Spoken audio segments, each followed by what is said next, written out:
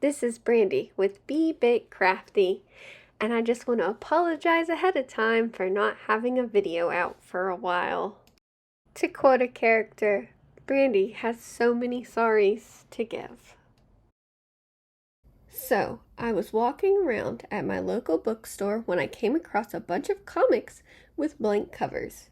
The employee told me that it was a comic book contest. I just had to purchase one of the comics and they would sign me up for it. So I decided to try it. I have never done any artwork comic related before, so I thought this would be something new and novel. However, there's a catch.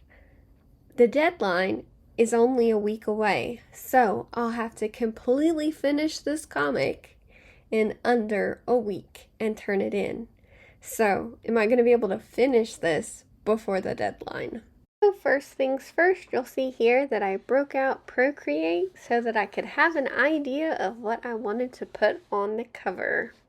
I settled on drawing Demona, who is the antagonist character in Gargoyles. The scariest part is always looking at the blank page and getting started. So here I'm just sketching out her head so that I can get something on the paper and I won't be staring at a blank page anymore.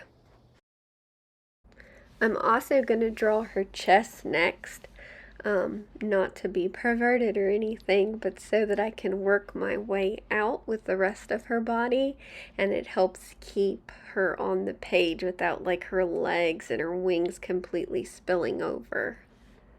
I'm using my trusty Blackwing 602 pencil. The lead is soft and the eraser marks won't show.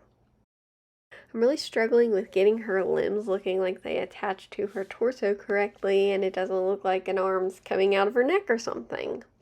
I draw dragons all the time. You'd think this would be easier for me than it is. I mean, she's essentially a dragon woman.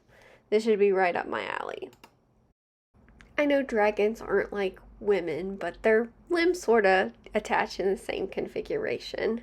So this shouldn't be that hard. Maybe it's a perspective thing. I've always sort of struggled with perspective. I guess I'll just keep going and sketching until it looks like something I'm sort of happy with. This is why most people do the background and then they put the character in, but I've never worked like that, so I have to do everything the hard way.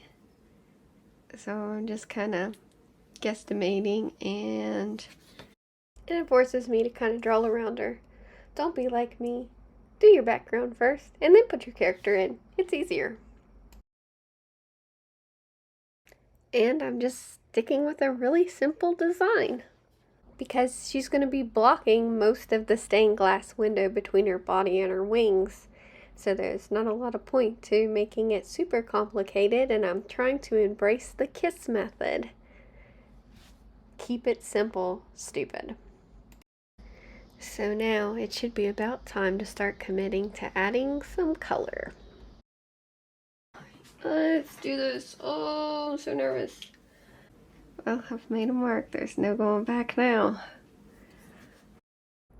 This is fine. Paint's forgiving, right? If I really mess it up, I can always paint over top it. But that's a lot of work, and hopefully I won't have to do and redo the whole entire thing multiple times. It also kind of depends on how good your paper is. So we're about to find out. I'm working my way through all of my reds, oranges, and yellow Posca markers. I would just want to make sure that I don't pick one that's too dark, since typically stained glass is light and semi-transparent, and I don't think that you'll recognize it as stained glass if I pick too dark of a color. Spoiler alert, the paper was surprisingly good. I thought it was going to be nothing more than cheap computer paper, but this was at least mid-sketchbook paper tier. So I was really surprised, and it made working with this paper awesome. I like to rotate my paintings around if I can. It makes it easier to get into the tinier sections. So now, I guess is a good time as any to discuss why I'm picking the colors that I'm picking. And I'm basically working with kind of like, I guess, 3 color schemes here. For the first part is Demona herself, and I'm kind of locked in with the color choices for her because she is the color that she is, which is essentially blue skin, purple for her inner wings, and she's got some red hair, and I can't change those because that's who I'm going for as a character. So she mostly falls on the cool side of the color wheel, except for, of course, her hair, which is red. So to make Demona stand out, I'm using the colors on the opposite side of the color wheel, which are referred to as the fire colors because they are orange, yellow, and red. And that's why I am painting the stained glass those colors, because it'll make her stand out more. Also, there's going to be kind of like the gray color scheme for the stone that she's standing on, because in the show mostly they're walking around on the stone walls of New York City, and that's going to be gray, and it's neutral, so it's not going to compete with her either. And it's a comic book cover. I feel like it should be bright. That makes it appealing and makes you want to pick it up and read it. I'm also using the dark gray to give some shadows for Demona so that it doesn't look like she's floating in space and has some actual weight. I'm not really going for accurate with shadows or lighting. I'm going with the rule of cool because it's a comic book. Random question, does anyone remember the character Bronx? Do you guys know why he was like a dog and had dog intelligence and was different from the rest of the clan? That was just always really weird to me, and I just wondered if there was an answer that I missed in the show somewhere. Okay, the background is all laid out just about, so it's time to quit putting it off and start working on Demona. Purple's my favorite color, so the inside of her wings is a good place to start since that's kind of the background for her body, and I hopefully won't be working over top of it later when I put the other colors in. The wings are my favorite part to work on. It gives them the most dragon appearance, I guess. They're just really cool. In the show, they couldn't traditionally fly like a dragon. They had to glide everywhere. That's why they were always at the top of buildings.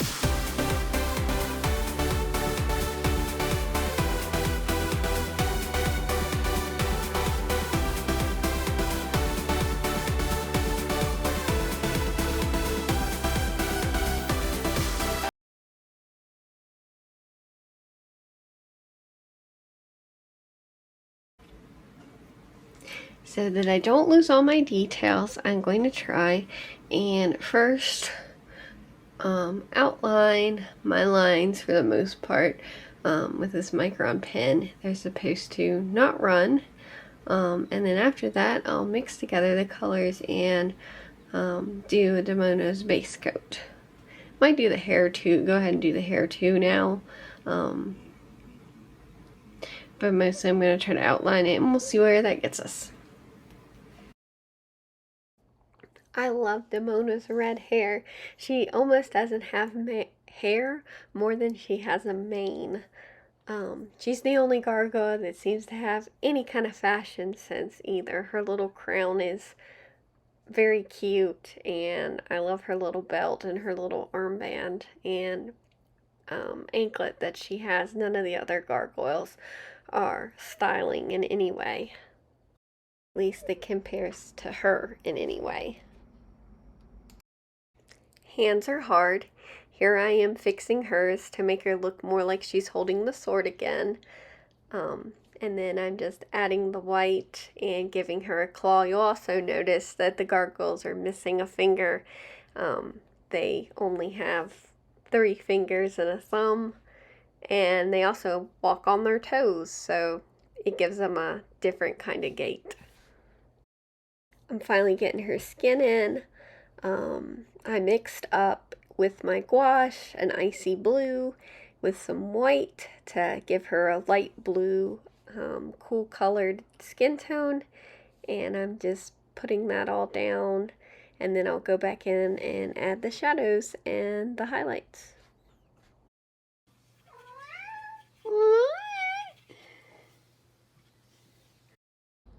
My new kitten, Luna Moon, says hi, everybody. She likes to make sure that I'm not working too hard by forcing me to take breaks to play with her.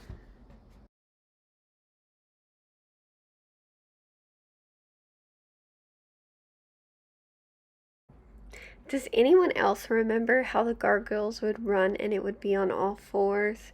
Or when their wings are folded up, it would look like a cape across their shoulders?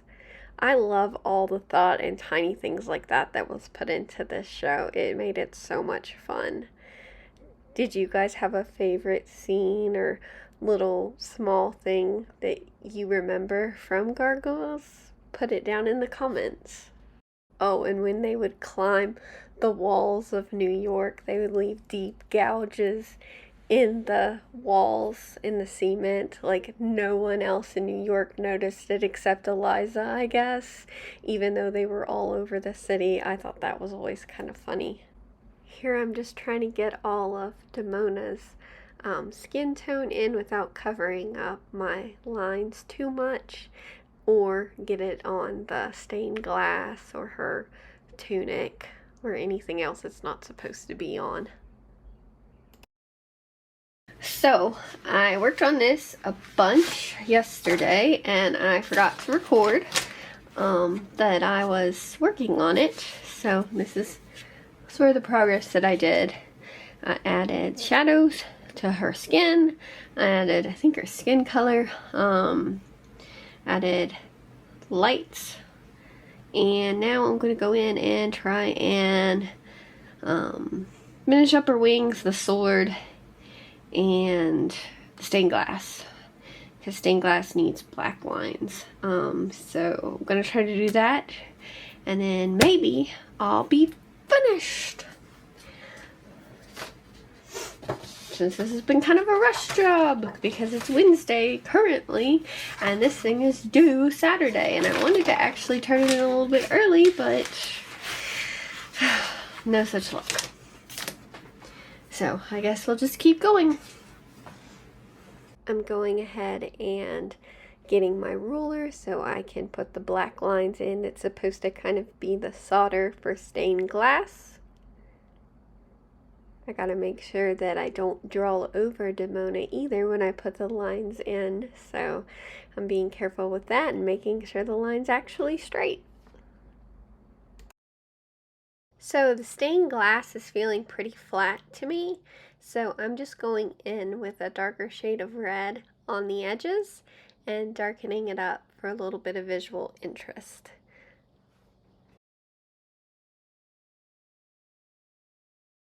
And stained glass is technically see-through, so there should be some shadows and stuff in the background from the things that are inside. I'm kind of lazy. I like to use paper plates as my palette. They're really cheap and I can just throw them away when I'm done with them. I don't even have to bother cleaning them. Maybe it's not the most environmental conscious way of doing it, but it works for me. Sometimes I just need my shortcuts so I can get anything done. You'll notice that I'm using my white gel pen here and I'm just putting some highlights on it, and then I'm taking my finger before it dries and smudging them a little bit so it blends better.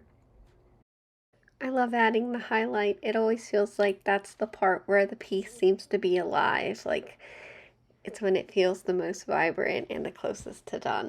So even though this paper is super awesome, I'm still kind of afraid of warping the page with the weight of too much paint.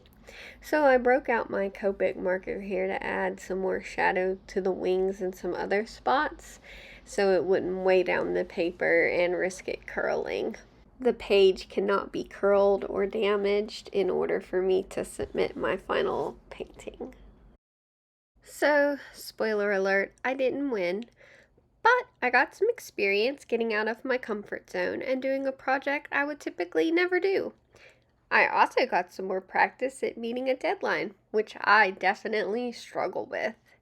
So I'll still take this project as a win. With that, now it's time for Demona to be finally revealed.